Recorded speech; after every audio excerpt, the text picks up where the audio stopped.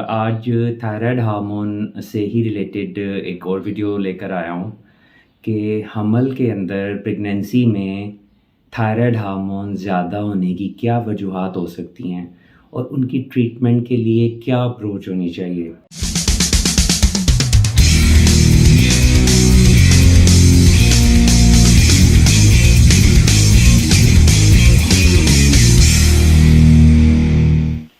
बिस्मिल्लाहिर्रहमानिर्रहीम, अस्सलाम वालेकुम वरहमतुल्लाहि वबरकातुहू। आज थायराइड हार्मोन से ही रिलेटेड एक और वीडियो लेकर आया हूँ कि हमल के अंदर प्रेगनेंसी में थायराइड हार्मोन ज़्यादा होने की क्या वजूहात हो सकती हैं और उनकी ट्रीटमेंट के लिए क्या अप्रोच होनी चाहिए। या पेशेंट्स जो आम लोग हैं उनको थोड़ा अंदाज़ा होना चाहिए कि अगर प्रेगनेंसी के अंदर शुरू के महीनों में वो अपनी तबीयत में किसी किस्म की तब्दीली महसूस कर रही हैं ख़वातीन, जैसे हार्ट बीट एकदम तेज़ होना शुरू हो गई है, घबराहट बहुत ज़्यादा रहने लग गई है, वज़न कम होने लग गया है, स्टूल्स जो हैं जो हाइपरथायराइडिज़म के या थायराइड हार्मोन ज़्यादा होने की अलामत होती हैं, स्टूल्स बहुत ज़्यादा आना शुरू हो गए हैं, डायरिया रहने लग गया है। इस किस्म की जिनको अलामतें आनी शुरू होती हैं वो ख़ुद भी थायराइड हार्मोन ज़रूर चेक कर सकते हैं अपना हमल स्टार्ट होने के बाद, और उनका जो गायनेकोलॉजिस्ट हैं वो भी अमूमन ज़रूर स्क्रीन कर लेती हैं। अगर ख़वातीन को ऐसी अलामत आ रही हों तो गायनेकोलॉजिस्ट भी थायराइड हार्मोन ज़रूर करवा के देख लेती हैं। तो उसमें प्रेगनेंसी में क्या क्या वजूहात हो सकती हैं जिनसे उनका थायराइड हार्मोन ज़्यादा हो सकता है, ये इसकी अवेयरनेस बहुत ज़्यादा आम लोगों के लिए ज़रूरी है। थायराइड हार्मोन प्रेगनेंसी, कुछ पेशेंट्स होते हैं जिनका थायराइड हार्मोन पहले से ही प्रेग्नेंट होने से पहले ही उन ख़वातीन का जो है वो हाइपर होता है, यानी ज़्यादा हार्मोन होता है, वो ऑलरेडी दवाइयाँ ले रही होती हैं। लेकिन एक ख़ास सबसेट होता है पेशेंट्स का जो कि पहले बिल्कुल नॉर्मल होती हैं, प्रेग्नेंट हुई तो उनको सिम्टम्स आना शुरू हो जाते हैं, उनकी गायनेकोलॉजिस्ट उनका थायराइड का टेस्ट करवाती हैं और उसमें हाइपर थायराइडिज़म आ जाता है, यानी कि थायराइड हार्मोन ज़रूरत से ज़्यादा बन रहा है। उसकी जो मेन वजूहात सिर्फ़ और सिर्फ प्रेगनेंसी से रिलेटेड हैं उनके बारे में थोड़ा सा मैं बताना चाहता हूँ। होता एक्चुअली क्या है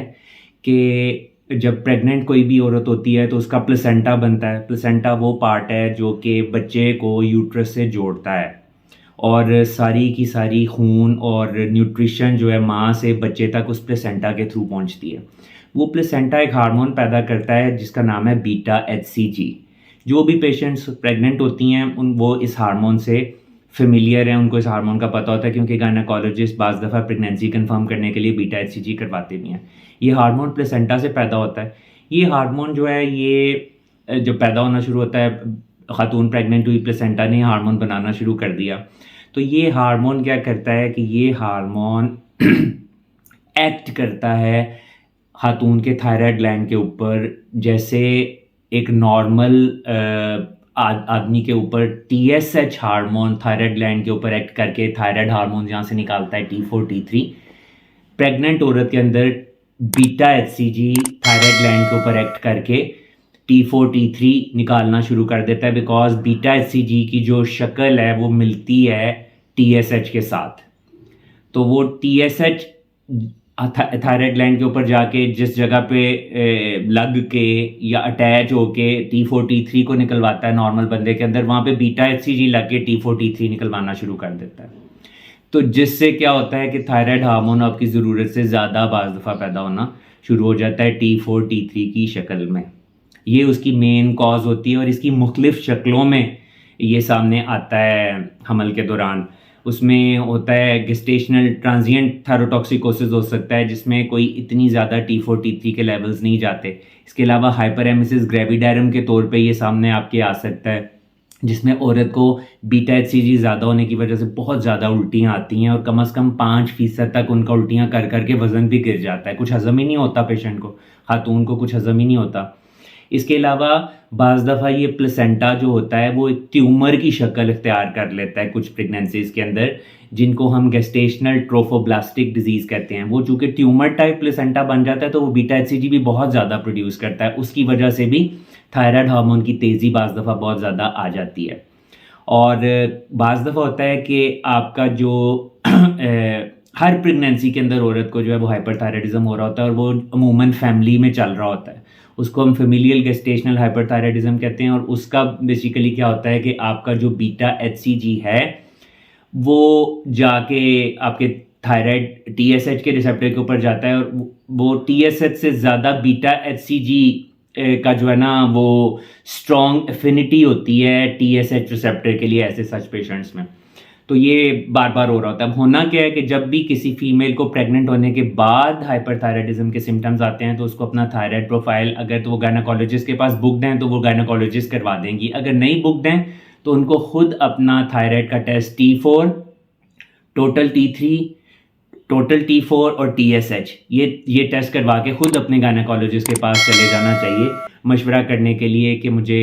ये तबीयत में तब्दीलियां महसूस हो रही थी और ये टेस्ट मेरा क्या ठीक आ रहा है। तो गायनेकोलॉजिस्ट फिर एंडोक्रिनोलॉजिस्ट को खुद ही इन्वॉल्व कर लेती हैं इसकी ट्रीटमेंट के लिए। ट्रीटमेंट सब केसेस में नहीं करनी होती है, किस में ट्रीट करना है और किस केस के अंदर ट्रीट नहीं करना वो आपका एंडोक्रिनोलॉजिस्ट डिसाइड करता है। बाकी कोई भी बीमारी जो कि नॉन प्रेग्नेंट स्टेट में आपको हाइपरथायराइडिज्म कर सकती है, जैसे कि ग्रेव्स डिजीज़, जैसे कि कोई एक नोड्यूल बन गया है जो कि बहुत ज़्यादा थायराइड हार्मोन ग्लैंड के अंदर एक नोड्यूल बन गया है जो कि बहुत ज़्यादा थायराइड हार्मोन खुद ही से पैदा करना शुरू कर देता है, उसको हम हॉट नोड्यूल कहते हैं। या टॉक्सिक मल्टीनोडुलर गाइटर, वो उसमें क्या होता है कि ग्लैंड के अंदर मुख्तलिफ ऐसे छोटे छोटे नोड्यूल्स बने हुए होते हैं या गिल्टियाँ बनी हुई होती हैं जो कि अपनी मर्जी से खुद ही थायराइड हार्मोन बहुत ज़्यादा पैदा करना शुरू कर देते हैं। वो भी प्रेगनेंसी के अंदर हो सकते हैं, लेकिन प्रेगनेंसी से रिलेटेड जो स्पेसिफिक हाइपरथायराइडिज्म होने की कॉजेज़ हैं वो ये 3 या 4 बनती हैं। उनमें familial gestational thyrotoxicosis, hyperemesis gravidarum, gestational trophoblastic disease और फेमिलियल गेस्टेशनल हाइपरथायराइडिज्म, ये 4 आते हैं और इनको ट्रीट कब करना है, कैसे करना है, ये मिल के आपका एंडोक्रिनोलॉजिस्ट और आपका गायनेकोलॉजिस्ट दोनों मिल के आपस में मुशावरत से फिर चलते हैं और पेशेंट को फॉलो करते हैं। क्योंकि हार्मोन प्रेगनेंसी के अंदर अगर ज़रूरत से ज़्यादा थायराइड का बढ़ जाता है तो उसके भी बहुत सारे माँ और बच्चे के ऊपर एडवर्स इफ़ेक्ट्स आते हैं या पेचीदियाँ पैदा हो जाती हैं हमल के अंदर, जो कि मैं अगली वीडियो में कवर भी कर दूंगा कि क्या क्या पेचीदियाँ हाइपो की तरह जैसे मैंने कवर किया है कि हाइपर में क्या क्या पेचीदियाँ माँ और बच्चे के लिए हो सकती हैं। इसमें ट्रीटमेंट किसकी करनी है किसकी नहीं करनी वो आपका एंडोक्रिनोलॉजिस्ट डिसाइड करता है, बिकॉज एक ख़ास कट ऑफ होता है T4 T3 हार्मोन का, अगर वो उससे बढ़ जाए तो फिर एंडोक्रिनोलॉजिस्ट उनको ट्रीट करता है, उससे नीचे पे वो सिर्फ उनको ऑब्जर्व करता रहता है। सो थोड़ा सा अपनी आम आवाम अपनी आम रिप्रोडक्टिव ईयर्स में जो मेरी बहनें हैं जिनको ये बहुत ज़्यादा कॉमनली हम OPD में देखते भी हैं ये पेशेंट्स, उनके लिए ये एक छोटी सी इन्फॉर्मेशन कि एक्चुअली प्रेगनेंसी के अंदर बिलखसूस प्रेगनेंसी में हाइपरथायराइडिज्म होने की क्या क्या कॉजेज़ हो सकती हैं जो कि सिर्फ प्रेग्नेंट स्टेट से रिलेटेड हैं और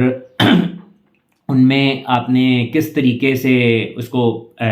लेके चलना होता है और लोगों की अवेयरनेस ताकि पैदा हो कि ये इम्पॉर्टेंट चीज़ है, इसको टेस्ट करवाना और टेस्ट को फिर अपने एंडोक्रिनोलॉजिस्ट और गायनेकोलॉजिस्ट से डिस्कस करना कितना ज़रूरी है ताकि लोगों को पता चले, उनमें अवेयरनेस पैदा हो। ट्रीटमेंट अगर माइल्ड ओवर्ट मतलब ट्रीटमेंट में मैं उस तरह नहीं जाता क्योंकि आम लोगों को समझ नहीं आनी कि ये क्या बातें कर रहा है, क्योंकि मुझे मेडिकल टर्म्स बोलनी पड़ेंगी, उनकी ख़ास डेफिनेशंस हैं, उनके ख़ास कट ऑफ्स हैं जिन पे जाके फिर मैं ट्रीट करता हूँ या कोई भी एंडोक्रिनोलॉजिस्ट ट्रीट करता है, तो वो आम लोगों को बताना ज़रूरी नहीं है। अभी उनकी अवेयरनेस के लिए इतना ही बहुत ज़रूरी है कि ये प्रेगनेंसी के अंदर हाइपरथायराइड हो सकता है पेशेंट जो कि पहले हाइपर नहीं था, क्योंकि उसमें कुछ बीमारियां तो वो हैं जो कि नॉन प्रेग्नेंट स्टेट में भी हाइपर कर देती हैं, लेकिन कुछ ख़ास बीमारियां सिर्फ प्रेग्नेंट स्टेट में प्लेसेंटा की वजह से हाइपर कर देती हैं, और उनमें फिर आपकी अप्रोच एक एंडोक्रिनोलॉजिस्ट की कैसी होती है कि नॉर्मल स्मूथ प्रेगनेंसी माँ और बच्चे के लिए रहे और किसी किस्म की कोई कॉम्प्लिकेशन ना पैदा हो, वो लोगों को पता चले कि वो उनमें अवेयरनेस पैदा हो कि ऐसा प्रेगनेंसी में भी ख़ास तौर पे हो सकता है कि हम हाइपर हो जाएं। अगली वीडियो में फिर इंशाल्लाह आपसे मुलाकात होगी। अल्लाह हाफ़िज़।